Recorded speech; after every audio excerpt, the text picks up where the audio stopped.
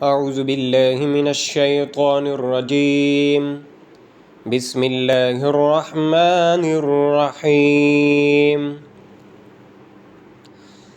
والمحصنات من النساء إلا ما ملكت أيمانكم كتاب الله عليكم وأحل لكم ما وراء ذلكم أن تبتغوا بأموالكم محصنين غير مسافحين، فما استمتعتم به منهن فآتوهن أجورهن فريضة، ولا جناح عليكم فيما تراضيتم به من بعد الفريضة، إن الله كان عليما حكيما.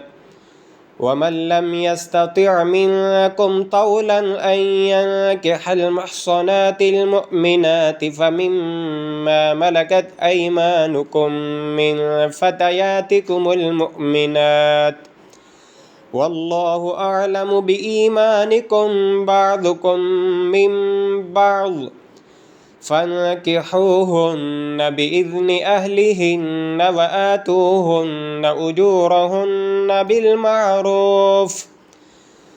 بالمعروف محصنات غير مصافحات ولا متخذات أخدان، فإذا أحصن فإن أتين بفاحشة فعليهن نصف ما على المحصنات من العذاب، ذلك لمن خشي العنة منكم، وأن تصبروا خير لكم والله غفور رحيم.